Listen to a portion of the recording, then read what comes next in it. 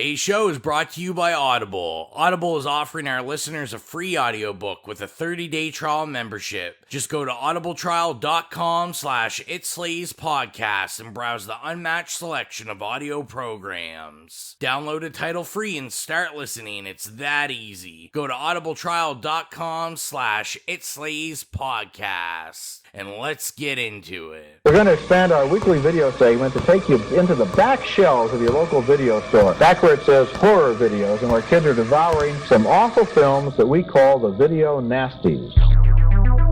Are you freebasing? Inquiring minds want to know. I have to break free from this culture of mechanical reproductions and the thick incrustations dying on the surface.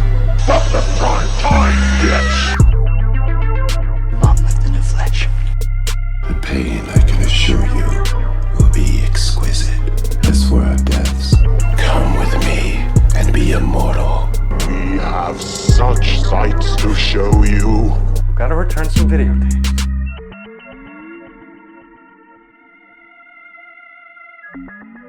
Hello, horror hounds, and welcome to the It Slays podcast. I'm your humble host, Rowan. And this is one of one who found this relevant, Mike.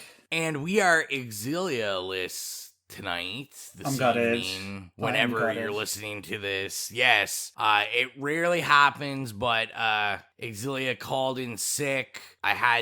She had sick time in her sick bank, so we had to let her take the day off. I'm not necessarily running a sweatshop here, so I guess she's just cashing it in because you told her they don't roll over. Yeah, exactly. We're getting towards the end of the year. You got to use up your time, but it's always a good time. It's like boys' night.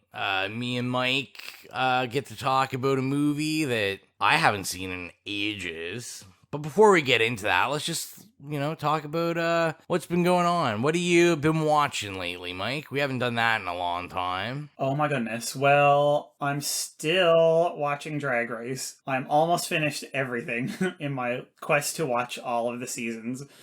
And I'm watching Canada's Drag Race now as well, which, hello. Oh, nice. We love anything Canadian. And actually, last night, my friend and I, who lives in America, started to rewatch the brilliant HBO series Euphoria together via Discord. So we could, have a little, cross intercountry, viewing party and have a few drinks. Is Euphoria the one that's about, teenagers or something? It is about high schoolers getting into all sorts of shit. Yes. And of course, you don't expect a high school show from HBO, so it's not your average, it's very, very, very boundary pushing in every Very way. nice. I can't think of where, but I was listening to a podcast or something, and they were talking about that show, and I was like, I need to see this show as someone who loves movies like Kids. Oh, yeah, and it's all about, the main character in it, played by Zendaya, is, I want to say in recovery, because, pre the beginning of the show, she suffered a massive overdose, and she comes home and is kind of starting her life again, but in starting her life again, she just gets back into the same old shit. So it's all sorts of drug use and sex and issues, and oh my god, the soundtrack. It's the two things that I kind of recommend it for people are the soundtrack and the visuals, including the makeup. When it was on the air, everybody was posting all over, their social media, here's my Euphoria makeup, because the makeup looks on it are fucking sick. Yeah, I'll have to watch it, because like I said, I had heard about it on a podcast, and then I forgot what it was called, and I was I've been kicking myself. I'm always trying to think of what it's called, and now I know. Now you know. Now I've written it down. I won't let you forget. Thank you, Mike. I got your back. Have you been watching anything else, or just any good film, or just TV? Mostly TV, because I can kind of pick away at it, and... I hear that. You know how it is. I definitely know how it is. What have you been watching? Me and Xylia, I'm rewatching it, but Xylia's never seen it before. We recently got access to Amazon Prime. Love it. Although, not that it really matters, because what we're watching then went up on Netflix, but we're watching it on Prime. Xylia's having her first experience watching Sons of Anarchy. Oh, I still haven't watched it, you know? A show that I continue to say, you know, if anyone knows me or met me, like, totally would not be my thing. Like, I'm not into motorcycles. I'm not into, like, anything to do really with that scene. But I did, years and years ago, when I broke my ankle and I was bedridden, I binge watched the entire show and absolutely loved it. I'm talking about like crying at episodes and being angry at episodes. I mean, the cast is just phenomenal. The cast is spectacular, and I mean anything with Ron Perlman in it pretty much wins me over. Of course, Katie Sagal, like hello. Katie Sagal, and the soundtrack is actually amazing on it. Like, I always say that there's no way they didn't use, like, every single song ever created by the Black Keys on that show. Very heavily Black Keys influence. I feel like, and you're speaking mostly of early to mid Black Keys when they were still kind of grungy and bluesy and not overly produced. And yes, that time period. Also, the first time I had ever heard of what's his name, Ed Sheeran. That was the first time I'd ever heard of him. They have his his song "Make It Rain" on that show. Yeah, which is like the only real song I like from him, just because it's like him. It's like this blues guitar, and it sounds like this southern please rock. Replace Ed Sheeran's "Make It Rain" with Lady Gaga and Ariana's "Rain on Me." I'm just saying, petition to replace that in everything it's ever been in. I think it should just be played at every motorcycle scene. I'm all for that. Okay. Anyway, yeah, I'm rewatching that. Xylia's watching for the first time and seems to really be enjoying it. Trying to think what else. I haven't really been watching much television or movies. I'm kind of a disappointment. I haven't finished it yet, but me and Xylia started watching Hansel and Gretel Get Baked. Also known as Hansel. It's also known as Black Forest, Hansel and Gretel and the 420 Witch. So it was a horror movie that I bought at Dollarama for $3. And it's not bad. That definitely sounds like a $3 Dollarama movie, if I ever heard it. It's actually like pretty high budget. It's made by, I don't know the guy's name, but I looked him up and he produced all of the Twilight movies. So I take it he kind of used that clout to make this movie. And it's a very, like, early 2000s stoner flick kind of feel. It's a horror comedy. But the witch is played by Laura Flynn Boyle. Oh, God, Queen. Love her. Yeah, and it's actually, we're only halfway through it. Won me over. She's great in it, and we're only halfway through it, and it's...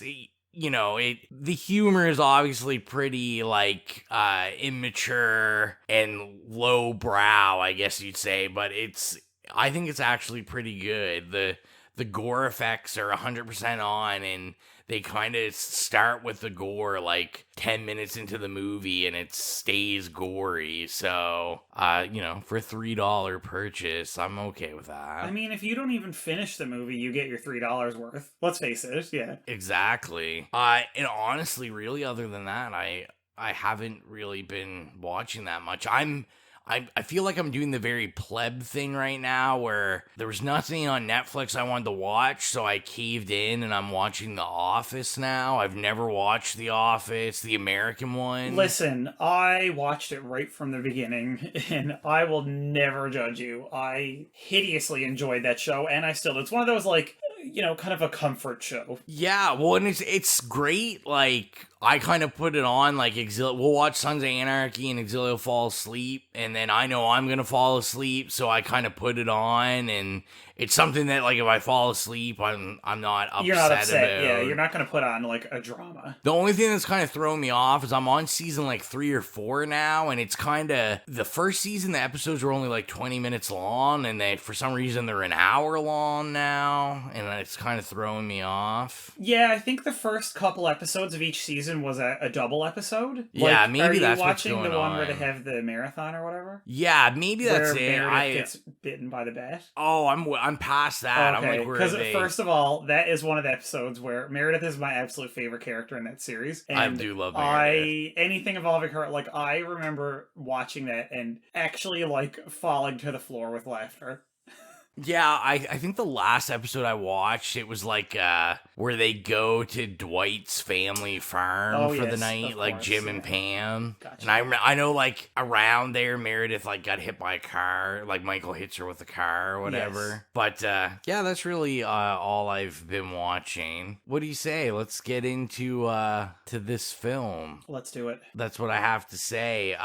Do you want to introduce it? I mean, this was your pick. It was my pick, indeed, and it is Catherine Bigelow, Queen's 1995 movie Strange Days, which, by the way, is very underseen, I'm finding out, as I've been asking people the last few weeks if they've seen it or heard of it, and the answer is almost invariably no.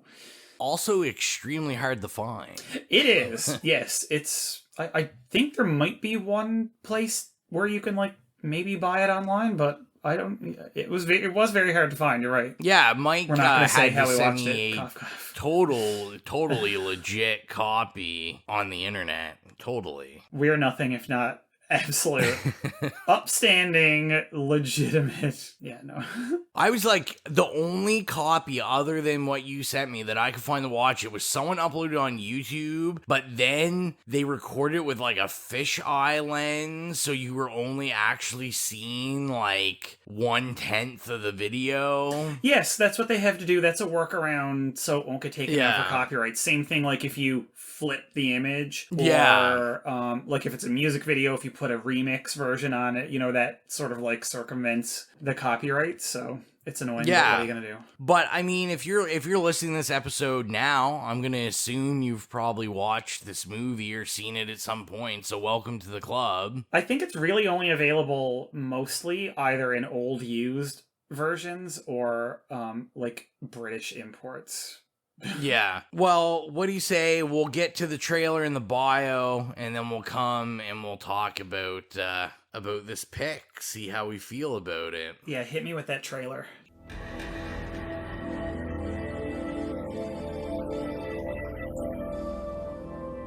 Have you ever jacked in?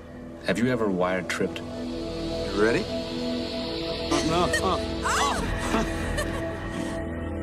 This is not like TV, only better. This is life. It's a piece of somebody's life. It's about the stuff that you can't have, right? The forbidden fruit, straight from the cerebral cortex. I mean, you're there, you're doing it, you're feeling it. Are you beginning to see the possibilities here? I am your main connection to the switchboard of souls. I'm the magic man. If it's got something to do with the water, sooner or later it washes up on your beach. Fan mail from some flounder?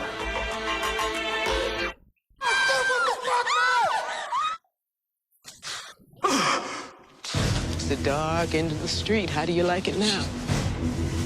He records it all. Everything. And gives it to you. Why me? There's more to this whole thing than you think. Give us the tape right now! You don't know how high up the food chain this thing goes. Do you know what this tape could do if it got out? I see the world opening up and swallowing us all. This is conspiracy paranoia. The issue isn't whether you're paranoid, Lenny. The issue is whether you're paranoid enough. No more games. Whatever's going on, you have to get out of here now. Get him out. This tape is a lightning bolt from God. It can change things that need changing before we all go off the end of the road. It'll be an all-out war, and you know it. Well, maybe it's time for a war.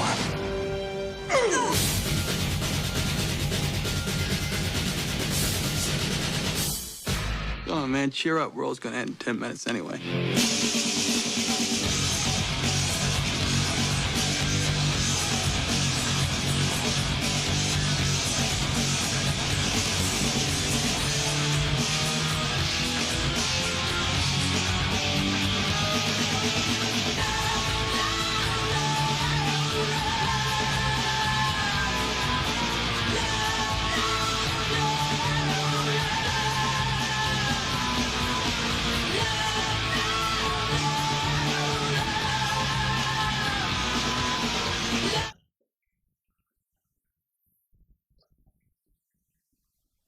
And that was the trailer. Let's get into the IMDb bio. A former cop turned street hustler accidentally uncovers a conspiracy in Los Angeles in 1999. I was gonna say, if that bio doesn't tell you, this is definitely one of those early mid-90s movies that like predict what Y2K is gonna look like for, in this case, Los Angeles. Oh, absolutely. It's not set, New Year's Eve of 1999 for nothing. And I think it does a fairly decent description of it. I'm sure we'll talk more about the plot as we get into it. But let's start, Mike. Is this your first time experience with it? Have you seen it before? Oh, I've seen it numerous times throughout the years. I, first of all, love Catherine Bigelow. I love her 80s and 90s films. I've always loved her style, especially during those days when she was not sort of refined Oscar winner, and I have to drain all the color from my movies. God love her. And the cast is just full of people that I love, like Juliette Lewis. I'm quite a fan of Ralph Fiennes, but Angela Bassett and Juliette Lewis, I'll pretty much watch anything with either of those, and even when I was a youngster. And I picked this up, I want to say I was in my teens, and we were on a family vacation, and our car got stolen out of the hotel parking lot in Nova Scotia.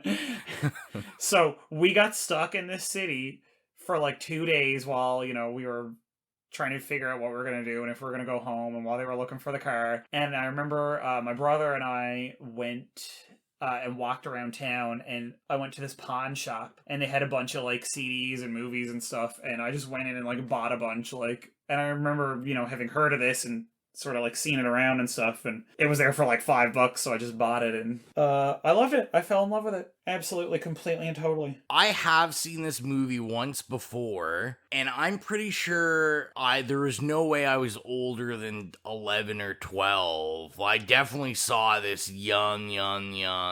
I remember renting this movie when I was watching it. So this would have been the only second time I've seen it. But as I was watching it, at first I didn't really remember anything. But then as we got into more of the first person stuff, I guess it was just etched in my brain. I definitely remembered seeing it after a while. But yeah, I think we should definitely talk about it. I think what we really need to talk about first, because I know this was Xylia's itching question, was, Mike, are you trying to sabotage the podcast? Of course I am. And if so, why? I love to shoot myself in the foot. Xylia really tried hard the entire time, I think, to figure out how she was going to view it as a horror movie. And I think she gave up 10 minutes into it. And she was like, there's no way this is a horror movie.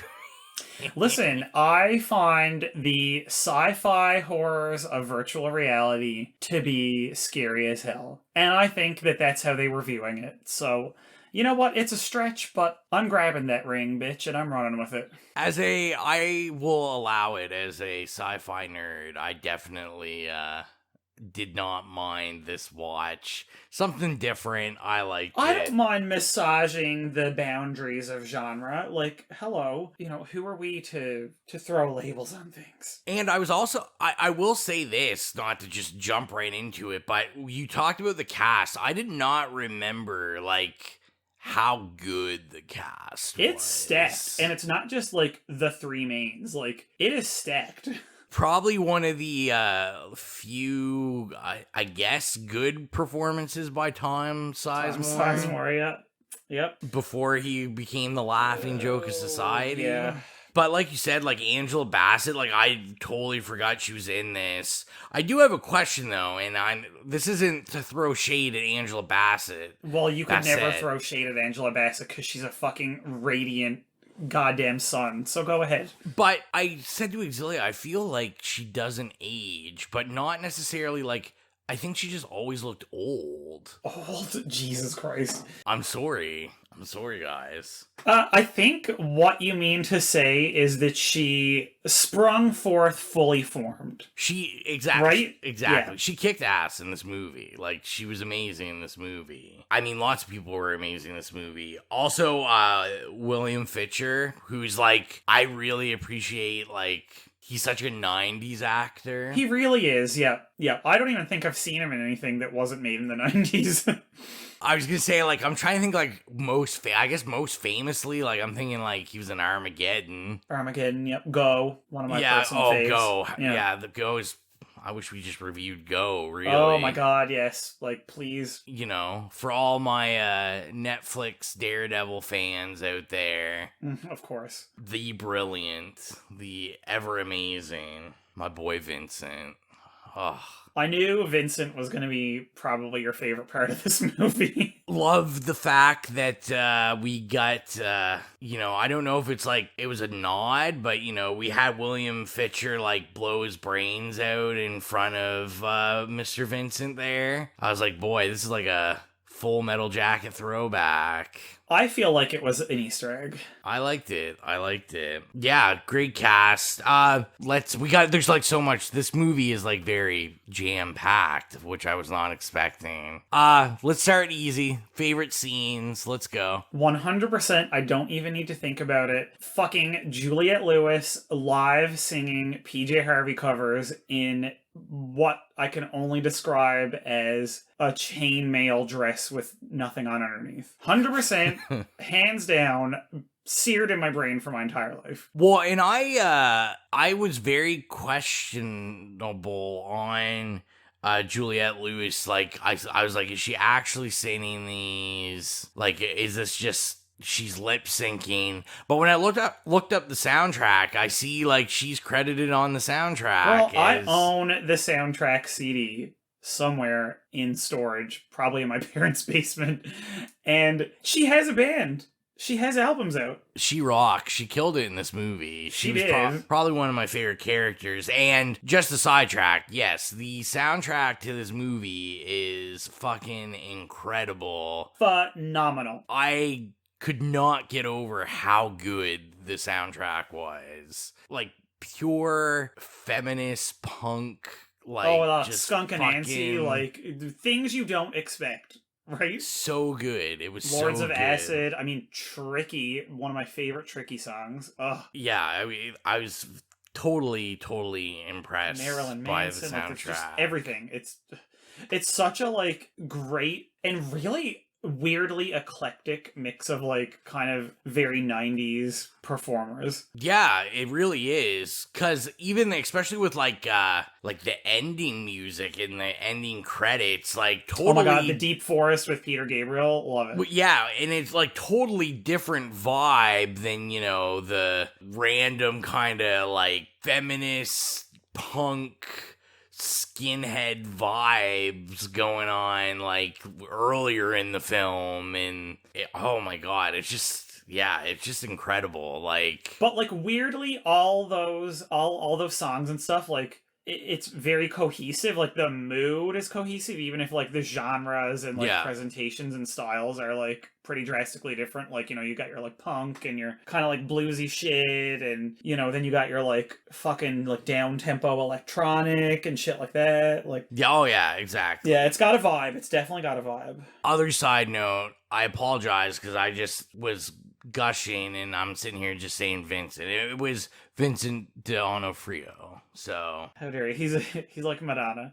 Yeah. He just needs to go by Vincent. Jeez, favorite scene. This is actually pretty difficult. I had a couple. I mean, I loved everything with like the squid stuff. Oh, of course, yeah. So all the like first person, like, love those scenes. Even like the harder to watch ones that involve like rape and stuff like that. Like, they're just like very well shot, very well acted. I was thinking like how hard it would be for an actor as you're like being told, reading the scene and being told about this scene where you're trying to explain to someone that like you are like seeing your own assault through another person's eyes. Yeah. Even though you're feeling it, you're also gonna feel what they feel. Like, very complicated. Another one of my favorite scenes would probably be the I did love towards the end, just like the kid attacking the police. Was a big fan of that one. Oh my god, yes, like I mean, it's kind of super relevant too. I mean, everything in this is super relevant. I mean, right now. after we watched it, we were like, okay, we get why Mike picked this movie. It was definitely super relevant. And like I said, I feel the IMDb bio, like, don't take it for what that says. Absolutely not. No, my god. It's definitely like this very intricate plot of, you know, like I feel like it's almost important, I guess, to kind of explain, like, there's like this iconic black rap artist that is murdered, and there's like a cover up, and by the police. Yeah, by the police, you find out, and like you're watching this movie, and as you're watching it's unfolding, it takes quite a bit to realize like you're literally watching this movie, and all it is really about is like police brutality. Absolutely, yeah. The like mystery of it, yeah, it's like, you know, is sort of like a red herring / a very thin skeleton on which to hang the, you know, commentary on police brutality and racism. Yeah, exactly. And like very potent, like visceral visuals. Like, we're in this, even though this is made in 95, so we're only talking about it being set 5 years later, we're in this like techno futuristic LA where like everything is militarized, and the military is just like there's tanks in the street, and you feel like you should be watching like Mad Max or something, but it's only like 5 years from when the people were watching this in the theater. Yeah, it's just this crazy, like, the world is chaotic, grunge feel. Like I said, it's like so many visceral words. I feel grunge really kind of is what I like to describe it. I think it had this like grunge techno feel. It's like glitter covered grunge. Yeah, 100%. Right? Like, that's kind of how I would look at it. Yeah,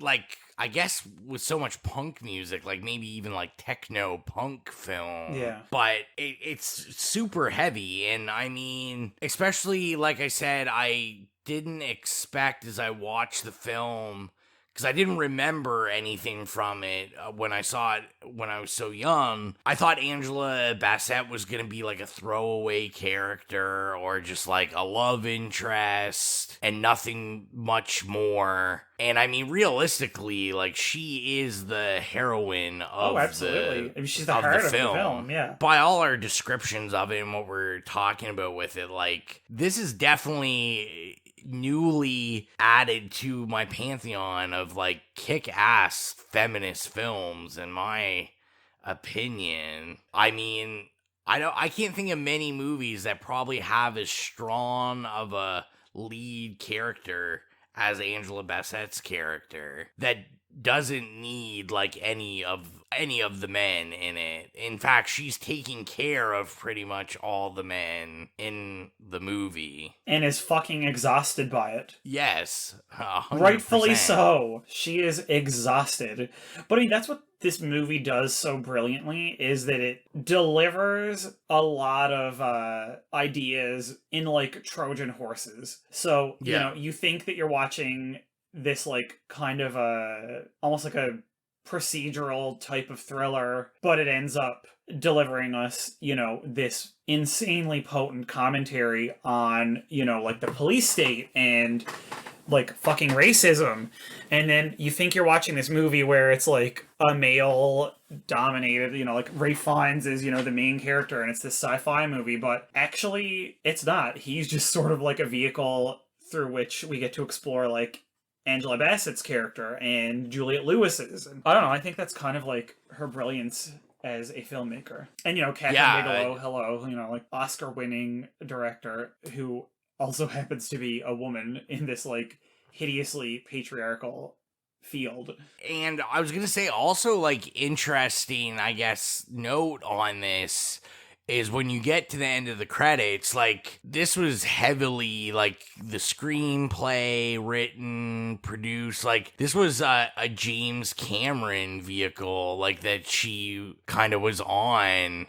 And I just think it was, like, very interesting because the techno aspect, I can see Cameron in it, from, you know, Aliens to T2, but to me, it didn't feel like she definitely put her stamp on it. It didn't. I was surprised to see that it was James Cameron because it didn't feel James Cameron to me, even though this was pretty much like his baby that she helped kind of bring to life. And I mean, I could be wrong, but I feel like this was when they were an item, so it was probably just a more pure type of collaboration anyway. Yeah. You know, it's not like your standard, oh, I got this screenplay from someone that I've never met before, now I'm going to direct it, you know? Yeah, yeah. And again, I don't know. Like, I have no insight into any of the behind the scenes. Because, hello, somebody, Scream Factory, put out a fucking collector's edition Blu-ray of this, and I get feel everybody like in the this studio. We need information. We need essays. Yeah, I feel like this is really bagging, because I looked it up, and, like, I don't think this has any Blu-ray release, like, for North America. No, I wasn't able to find one anywhere. Yeah, and I mean, to me, this is definitely a film that is bagging. This is like something that is kind of, I mean, super relevant for the time politically, but just visually, like, this is the in thing now. These kind of films are something that people are looking for. Absolutely. And, like, I mean, I feel like given the fact that, you know, she has actually established herself sort of like in the Academy, how has nobody gone back and revisited and re-released all these older movies in her catalog that kind of get overlooked? Like, there's a few in her back catalog that, you know, kind of like get that critical reappraisal and they get revisited and re-released, but, like, how is this not? And I understand, like, do not get me wrong, as I'm sure you agree, like, as timely then as it was and as sadly relevant as it still is, you know, it's still a white woman directing this movie, yes, of course, but, like, still the themes and it's such a like sensual feast, like, visually, and, like, the audio and everything. Like, how has nobody gone and taken the care to like restore this and see if they can get some of the people involved to, you know, give their input, like do some interviews, do a commentary, do a couple of featurettes or something. I mean, Tom Sizemore definitely isn't doing anything, so call him up. I mean, yeah, you're exactly right. Like, I think especially if it was, you know, the visuals, like, it was remastered and the audio was redone, and, like, it would just propel it even further than it is, just because it's a film that wants to look really good. And at the time, I mean, looked good, but yeah, it could definitely use a revamping. That would, I mean, it just makes sense to me that they would do that. But Scream Factory hasn't hired us for jobs or anything, so... No, we're still waiting. That's we'll right. Have to do Call our LinkedIn pages. Scream Factory. That's right. They need like It Slays podcast / Scream Factory release. Just hit our Instagram and DM us. We'll yeah. We're available for Zoom meetings. Now, like we said, I definitely, you know, wanted to talk about, I feel if for some reason you're listening to the episode and you're saying, well, I haven't seen the movie yet, but I'm going to listen to the episode because I know these guys just kind of ramble on and briefly talk about the movie because they get sidetracked, because I always get sidetracked. Mm-hmm. Definitely hard. I'd say like semi-hard to watch. There is more than one rape scene in this. Yeah. I can't even say I felt it was exploitive. Like, it just kind of, well, a woman filming a rape scene is definitely a different experience, I think. Yeah, and it wasn't unnecessary, so I think that helped a lot, where it wasn't really a vehicle for us, for it to be like, oh, look at this is scary, or this is bad, or I'm trying to shock you. Like, it 100% fit the story, it pushed the narrative, and it did help. You couldn't not have that in the film. No, exactly. And the funny thing is, all the rape scenes were done using those, VR squid devices. Yeah. And done in first person, or with that, double reverse thing where they put one on the person who was, there's so many ways in which she shoots it that, like you said, not only makes it not exploitative, but actually highlights, the viewer's complicitness in watching that sort of thing. Yeah. And perpetuating it, which I thought was brilliant in using those squids in the first person and stuff, because it really does. It's putting you in that seat and saying do you like this? Do you hate this? Here we are. It's first person. Here's the gaze, the male gaze, especially, right? And I just thought that was brilliant. She really filmed it in a way that, and that's, I think, part of the reason why it's so uncomfortable, or even more uncomfortable. I mean, watching that type of scene is always, extremely grueling, no matter how it's shot. But it's brilliant. It truly, it points the camera back at you in a way, and says here we go, you're in this. Think about what your consumption really means. Yeah, well, and I was gonna say, she made great kind of commentary about our consumption, what we can consume, I think, from the beginning of the film, because even myself, the first kind of VR first person squid videos, I mean, we see crime, we see violent crime, and it's kind of this build up to where we, all those things are fine, and you're like, oh yeah, this is cool. This first person, I'm seeing, people be shot, or people jump off a building, or whatever, in first person, or people having sex, or whatever. And then just being okay with that, and seeing that in this first person view, and then that kind of comes to the screen, and then, like I said, I kind of like that subtle commentary of well, you're okay with all this, so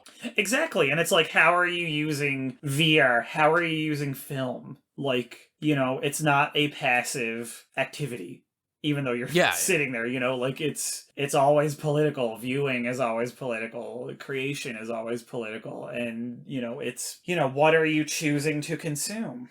And how? Yeah. And I just think she just has so much to say about that. Yeah, no, she definitely has a lot to say about that, a lot to say about lots of things. Like we said, and, I think it's worth bringing up, again, a huge part of this movie is definitely about race and police brutality, and, and this is the issue. I feel like a lot of people would probably say super ahead of its time. But I mean, not really. I know I'd read that even though the script was written in the 80s, as they started to make this film, they were highly influenced by the Rodney King videos. Exactly, yeah. I mean, so even though, we're kind of in a time period now where we all like to think that we're woke and we're aware of all this stuff, I mean, the police brutality, racism, systemic racism, and judicial systems,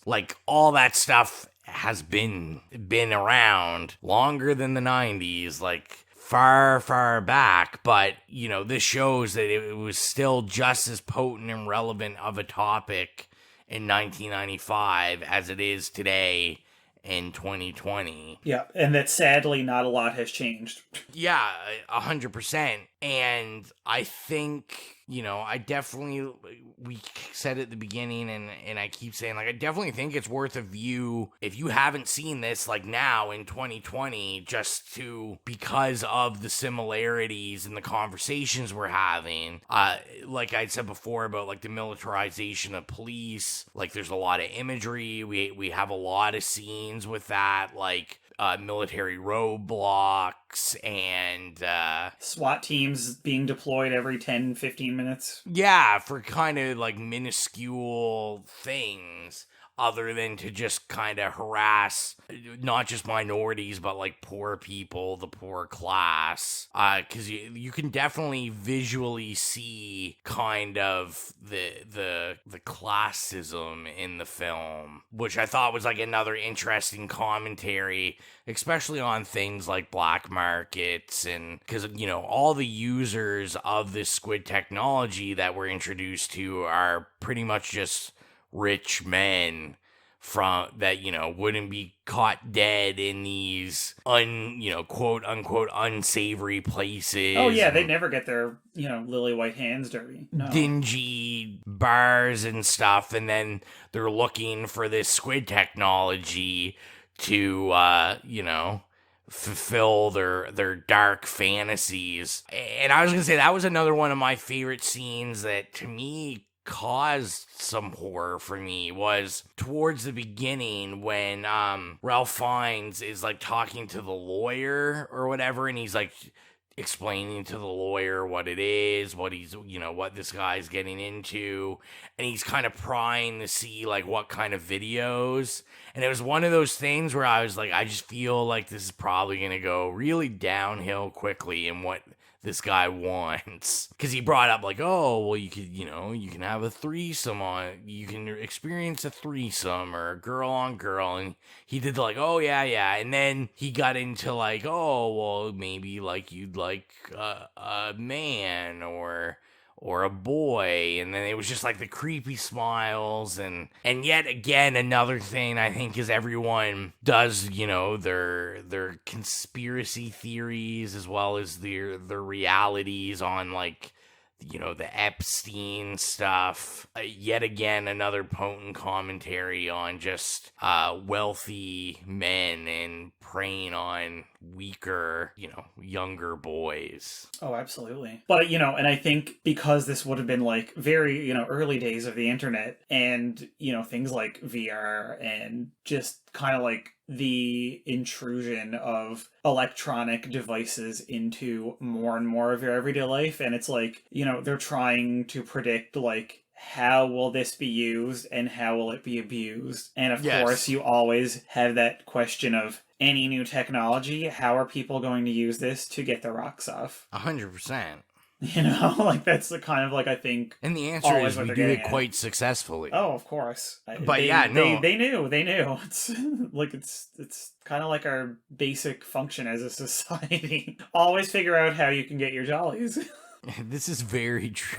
Very true. Another thing I wanted to bring up is just how amazingly 90s this film is. I feel like if you are a child or young adult of the 90s, you will super appreciate this. It had to me that like Johnny Mnemonic, just techno, internet kind of paranoia. Like I said, paranoia. It just real 90s feel, and it was just really good. I love that we got our generic 90s movie tech in it, where Ray Fiennes' his buddy is like, the nerdy tech guy with the creepy mustache. But it must be said that like those movies, it has that in common, but unlike those movies, all the tech and shit in this and the sci-fi-ness of it all even is so much more like, even though it's very prominent and it's obviously the kind of main vehicle of a lot of the plot, it's surprisingly like toned down and well done, and it aged a lot better than some of that other 90s internet technology. Yeah, I think simply too because they didn't really go way out the window with everything. No. Like you said, like it is very grounded, so a lot of the stuff they were talking about is stuff we can do, like stuff we have. Yeah, it's recognizable for sure. I was gonna say about, I didn't write the guy's name down, but the guy that played the Ralph Fiennes tech that gets his brain fried, I did want to shout him out because he plays probably my favorite character in the Howard the Duck movie. Oh yeah, his mustache is superb. And in Howard the Duck, he also plays like the exact same sleazeball character, except he's a manager of the girls punk band in Howard the Duck, and Howard the Duck beats him up. That was the 90s kid in me that was really excited because I used to watch Howard the Duck all the time. And I'm like, oh, Howard the Duck guy. Oh, yes, Howard the Duck. It's also great soundtrack, by the way. Trotting out the big guns, referencing Howard the Duck. That's right. I'm something like a sci-fi savant. Oh, you are nothing if not that. And, your taste is obviously impeccable. We all know this. Everybody knows this. Yeah, very, very refined. So in terms of general talking points, what else do you have on this movie we called Strange Days? Well, I want to give a super shout out to a department that probably did a lot of the heavy lifting in this movie in terms of plot and visual aesthetic. And I don't understand how they didn't get like a top credit in this movie because they did so much goddamn work. And that is the motherfucking wig department. Oh, the wig budget in this movie. Galore. I legitimately wish that there was a wig budget in the IMDb for this. I need to know. I need the breakdown of the budget and know what was spent on wigs. Because first of all, it was a lot and it was not enough. It was good and it was bad. Well, listen, I don't even remember, like, outside of maybe a, like, early Brian De Palma movie, I'm like, when have wigs been so omnipresent in a movie and yet they were all so awful? What we need is someone to come forward and be interviewed on the podcast that worked in the wig department. I'm putting this out there. Days. Yep. Open call, anybody who worked in the wig department or like the accountant, anybody, please email us. Please. I need to know. I mean, don't get me wrong. I would love for Catherine Bigelow herself to reach out to me and talk wigs, but I just need this basic info. I need the breakdown of, because my god, the wigs are everywhere and they are awful.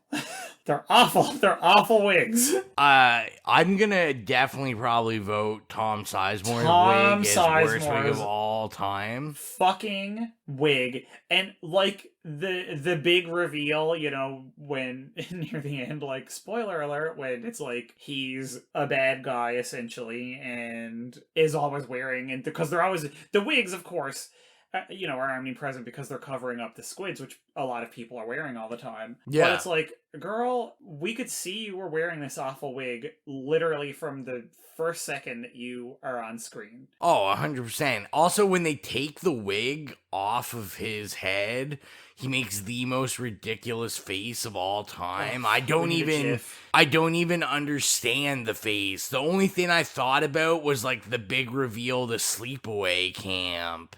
And I'm just like, why is he making this face? Like, I get that, they know that he's got a squid on now, but I'm thinking if that's your best friend, shouldn't you question if he didn't have that long, greasy hair before, why he just all of a sudden has it? And was he playing a very, very, very long game and purposely grew out long, greasy hair, knowing that he was going to have to put an awful dime store wig on for however long, months. That's true. That is very true. Like, these dime store wigs, I'm just not here for them. I am here for them. I am all here for them. And that's why we need a Scream Factory edition. I need to see them in all their glory. Yes, I will say I'm very glad that Juliet and Angela, my two queens, do not fall prey to the awful wig situation. But, that's just sort of my little minor detail that bothered me the whole movie. I was going to say, I should have didn't write down the actor's name or the character, but the guy that plays the record label head, like... Oh, yes, Michael Wincott. Yeah, his hair is fantastic, but I think that's his actual hair. That, I think, is his... Everything I've ever seen him in. He always rocks that. Yeah, But... he definitely needs, like, an overacting award in anything he's ever in. Because anytime I see him in something, he's always, like, giving it 130% more than anyone else. Oh yeah, and it's like this film. affected Shakespearean, and I'm like, bitch, you're from Ontario. Like I feel like he's always, like, in a good way, I guess, always like playing some sort of like horror vampire in like some gothic film. Maybe that's just how he walked around in his life. That's how he saw himself. Also, like, is he like the prototype for what's that guy's name? The Brand guy? Katy Perry's ex-husband? Russell Brand. Is he like the prototype of that look, or? I mean, do you think really Russell Brand's style was based off of Strange Days? I definitely think that he saw this movie and said, that is how I must style my hair. He was like, this guy is my icon. I am nothing if not this sleazy fucking junkie record producer in a Catherine Bigelow social commentary sci-fi movie. Yeah, 100%. I think that is what I will happened. give Russell Brand the credit that I feel like he would have seen this movie. I will give Yeah, him I feel credit. like this would be something he'd be into. So just remember that we put it out there first, that when he admits someday that this has influenced his whole image, that Mike and Rowan said it first. Oh, we say everything first. I just thought I loved all the shots. I mean, like, and the Trojan horsery of this movie, as I was saying, like, in delivering, a kind of, obviously, white woman sermon on racism and police brutality, but, kind of, like, delivering it through a, like, kind of more standard murder mystery type thing, and then Lenny being the kind of, like, gate into then this commentary, and then making Angela Bassett, like, clearly the focus of the movie and the heart of the movie. Yeah. And I thought that was kind of interesting, in that, like, he's sort of, like, emblematic of white privilege, even in the 90s, you know what I mean? Because he just sort of, like, keeps getting off scot-free and, like, getting a bit roughed up, but there's so many shots, like, and I never noticed it before. And, when I was rewatching it, I hadn't watched this movie in years. So I'm coming at it, obviously, from a different perspective than I would have when I was a teenager. There's all these, like, shots constantly of people on the ground. And, of course, again, it's more terrifying now seeing all these videos that we have seen over the last few years of people, like, literally, being pinned to the ground and stuff by cops, and, like, being aggressively beaten and attacked and oppressed by cops, especially, like you were saying, like, people of color and, like, homeless people and minorities. And, and then that's always juxtaposed with him kind of like, I got my fake Rolex and I'm gonna, like, kind of, like, laugh my way out of it. And Angela Bassett is just, looking at him, and he's so slick and just managed to slide through every situation. And then you see all these other people who are not that lucky, and they're not ex-cops, and they're not,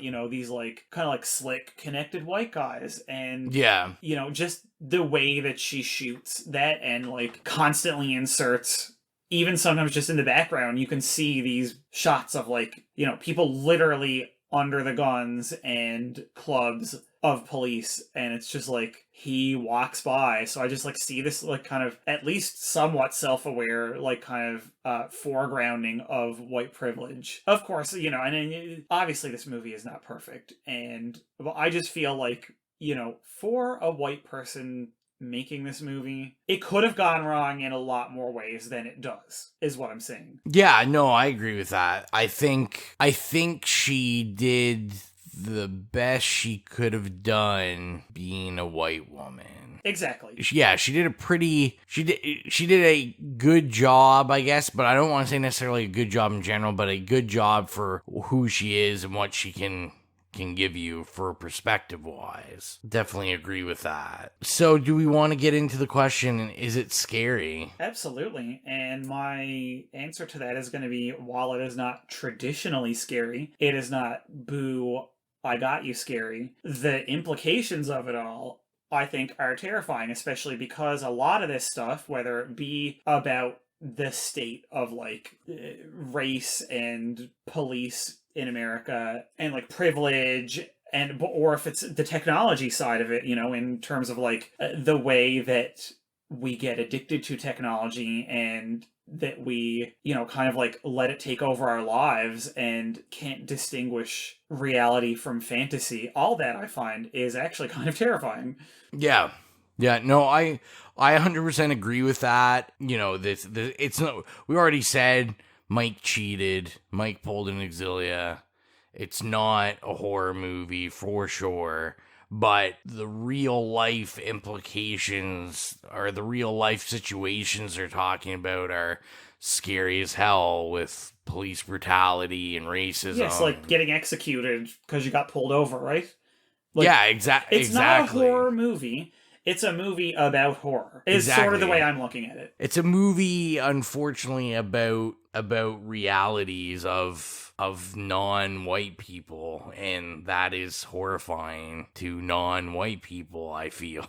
Xylia's answer for this would definitely be no, it's not scary. As I said, Xylia, it's scary that I chose it, I guess. It's scary he chose it. Xylia definitely questioned Mike's sanity on picking this film. And as I stated before, Xylia really thinks that Mike just is kind of like, the Joker in The Dark Knight, where he just wants chaos and he doesn't care. He just wants to watch things burn, like this podcast. And do a dance. Yes, that's... I mean, you don't have to read me, Xylia. You're not even here and you're reading me. Thank you, Xylia. Can I catch a break? So do we want to get into rating this bad boy? Yes, I think you should go first. So I'm going to go. Like I said, I really loved the feel. I really enjoyed the soundtrack. Just the whole look and the subject matter. I think it's definitely a smart movie, an interesting movie, definitely something different. Catherine Bigelow, I was gonna say probably most well known for like Zero Dark 30, The Hurt Locker. But like Mike said, she had a good run with her early films. Near Dark, which is like an absolute classic vampire film. Yep. Point Break, Blue Steel. Oh. Jamie Lee. We love Jamie Lee. Definitely a great run in this era. And see, I'm on the fence. I'm gonna give it a yay. I'm definitely going to give it a yay. Simply, just because I really enjoyed it. Even if it's not a horror movie, I think it's worth seeing and talking about with your friends or your partner or whoever. It's enjoyable. And even if you don't want to look at it in any sort of political or sociological lens. Well, get out.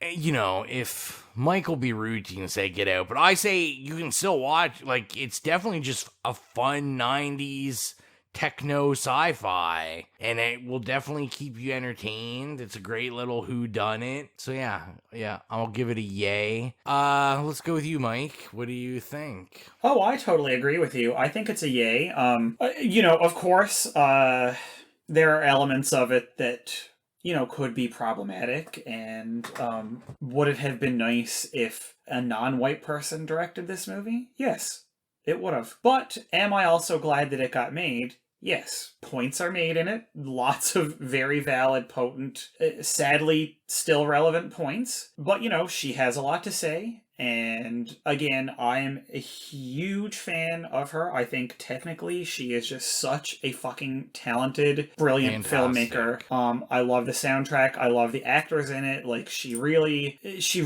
like kind of like got stellar like rounding of everything. Like, technically it's stellar. The writing is great. The acting is great. Visually, like the cinematography is fucking gorgeous. I always say I want to live in an 80s or 90s Catherine Bigelow movie. I want those lights. I want that lighting. I want everything to be coated in like blue gel. That aesthetic. I want like, the icy coolness of it all. Like that's how I want to live my life. And of course, again, you have to look at it in 95 to be a woman directing not only like major motion picture, but like a genre picture at that. Yeah, You know, yeah, in terms of 100%. like a science fiction / like crime movie, that was pretty fucking amazing, you know? Like, it's sadly that it was amazing, but, you know, like, I think that there's so much about it that has also aged well. Yeah. That is why I'm giving it a yay, because it has aged much better than it had any right to. Yeah, no, You know, can you still pick it apart and have a dialogue with it? Absolutely. But that's what, you know, great art does. You know, you continuously dialogue with it, and it engages with you and with the like social milieu that is in the context that you're watching it. Yeah, I 100% agree with that.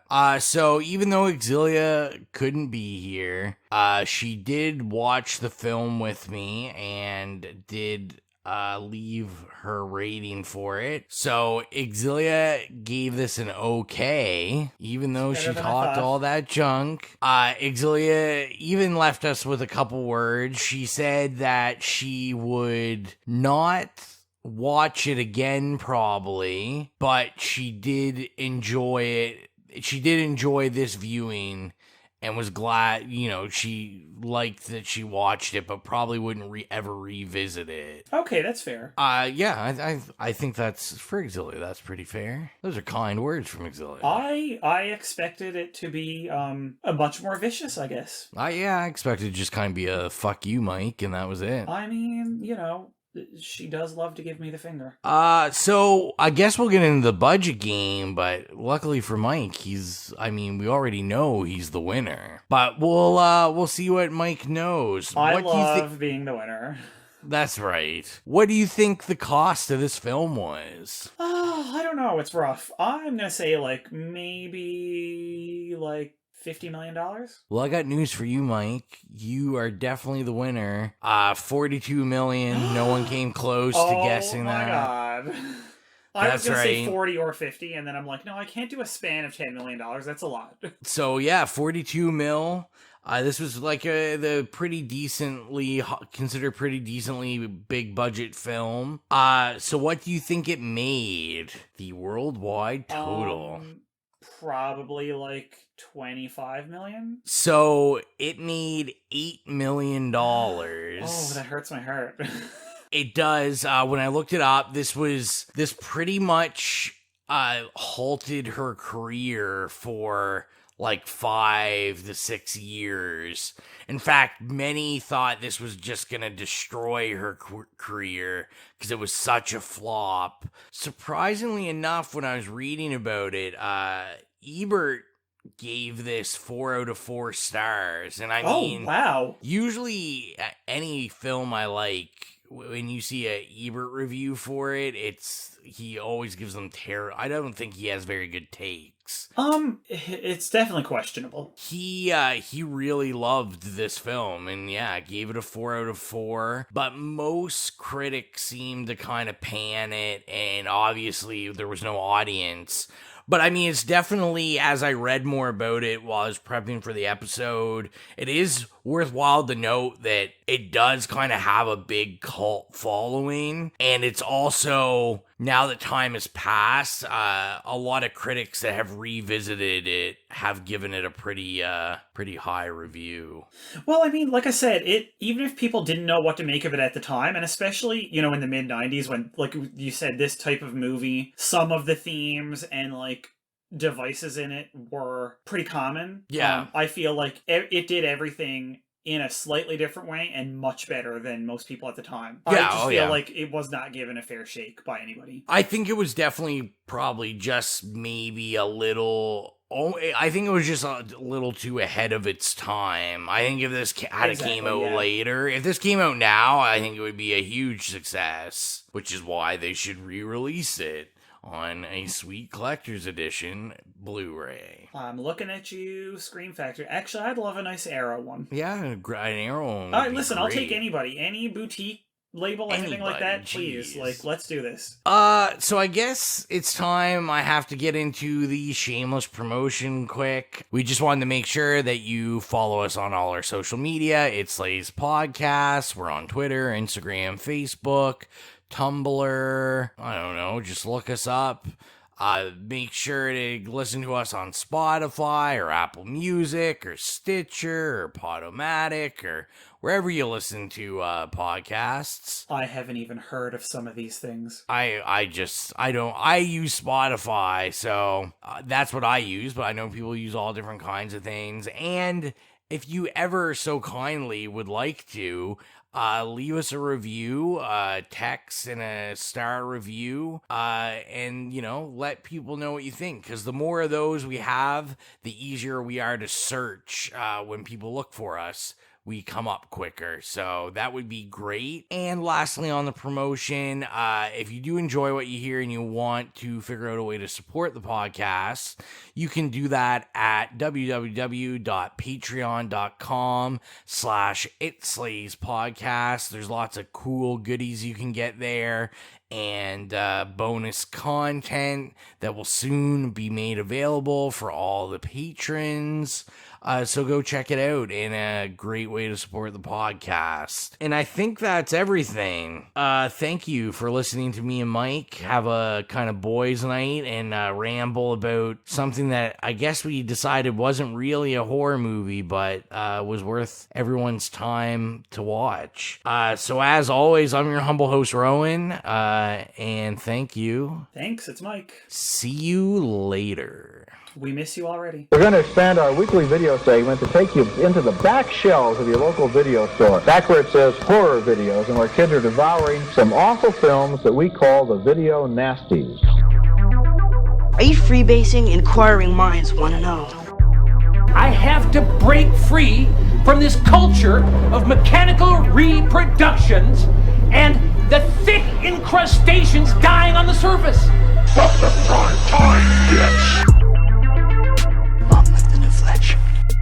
The pain, I can assure you, will be exquisite. As for our deaths, come with me and be immortal. We have such sights to show you. Gotta return some videotape.